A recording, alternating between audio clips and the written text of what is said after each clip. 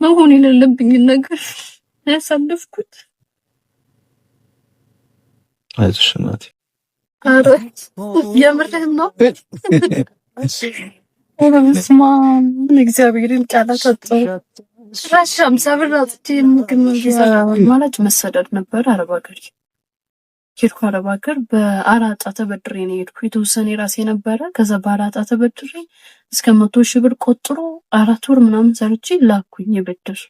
ከዛም በኋላ ቤት በጣም ብዙ ነገር ጎሎ ነበረ። ያን ሁሉ ሸፈንኩኝ እኔ ማለት ነው።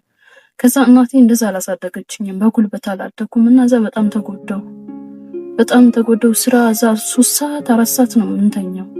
ከዛ ውጭ ስራ ነው በቃ ሌሊትም ቀንም ስራ ነው። በቃ አልቻልኩም። መጨረሻ እየወደኩ ነው ሁላ። ከባድ ዕቃ አነሳለሁ። አልቻልኩም። ወደ ሀገር ላኩኝ ብዬ ገባሁ። መጥቼ ምንም ብር አልያዝኩም፣ ባዶ እጄን የመጣሁት ምንም አማራጭ ስለሌለኝ አሁን እንደገና የሰው ቤት በ5,000 ብር። ከዛም መስተንግዶ ሞከርኩኝ። ትንሽ ሰራሁኝ፣ ብር ያዝኩኝ ስል የመጡ ሰሞን ተደፍሬያለሁ። በቃ ገና ነው የተናገርኩት። አይዞሽ መሆን የሌለብኝ ነገር ያሳለፍኩት። አይዞሽ እናቴ። እና በዛ ምክንያት መታከም ሁላ ነበረብኝ፣ ግን በብር ምክንያት አልታከምኩም። በቃ እንደዛ እያሳለፍኩኝ አሁን ያለሁት በቃ ቤተክርስቲያን ነው የማድረው። ምግብ በቀን አንዴ ከተገኘ አንዴ ይበላል፣ ካልተገኘ በቃ የምታድሩም ቤተክርስቲያን ነው። አዎ ዛሬም የካምኬል ነው ያደርኩት። ምግብስ ምናምን በረከት ይመጣል። አሁን እንትን ስለሆነ ፍልሰታ ስለሆነ ቢያንስ በቀን አንዴ እንኳን ሳትበላ አታድርም። ዝክር ሰው ያመጣሉ። አዎ በረከት ዝክር ምናምን ያመጣል። ዳቦ ነገር ወይ እንጀራ ተቋጥሮ ይመጣል። እንዴት? ስንት አመት? 21 አንድ አመትሽ ነው? አዎ ትንሽ ተጎሳቆኝ ነው። እኔ እናት በዚህ እድሜሽ ነው ሁሉ መከራ ያየሽው? በልጅነቴ ነው። በጣም ማለት ሰው የሚያይ ማለት ነው ላይክን ነው የሚያየው ነው ውስጥህን ቁስልህን የሚያውቀው እግዚአብሔር ነው ማለት ነው። አዎ እና በጣም ተጎዳሁት ውስጤ። እሺ እኔ እናት እግዚአብሔር አለ። ያው እንዳልኩሽ እኔ መልእክተኛው ነኝ። እቺ ስንት ትመስልሻለች?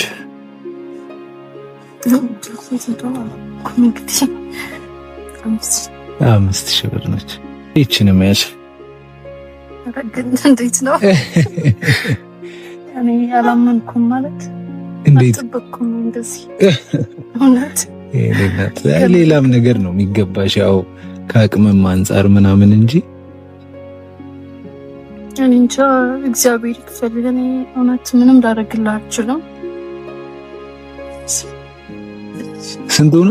20 ማለት ነው። 20,000 ብር አረስፋም እንጃን እግዚአብሔር ይመስገን። እንዴት ነው ሲጀመር? አረ የምርህን ነው? በስመ አብ ምን እግዚአብሔርን ቃላት አጣሁ። ጭራሽ 50 ብር አጥቼ ምግብ መብያ ማለት እግዚአብሔር ከፈለገ እኮ ምንም ያደርግ። እንጃ ምን ልበል። አይዞሽ እናቴ ምንም እንድትይ አይደለም የሰጠሁሽ።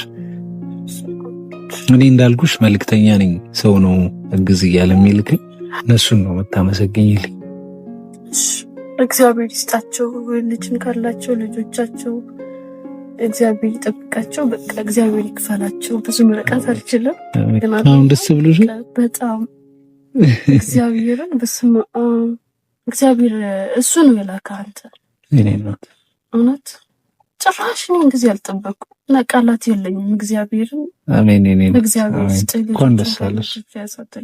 አሜን። ለምስጋና ቢያንስ ባገኛችሁ እግዚአብሔር የኔ እናት ምንም ምስጋና አልፈልግም። እኔ እግዚአብሔርን አመስግኝ። እሱ አይደል የሰጠሽ? እግዚአብሔር እሱ ነው። ጸሎት አድርጊልን። አለቀ። ብቻ አንቺ ደስ ብሎሽ ማየት በራሱ ለኔ ትልቅ ነገር ነው ማለት። መልካም ጊዜ። ሰላም ሁኚልኝ። ይዞብሽ እንዳይሄድ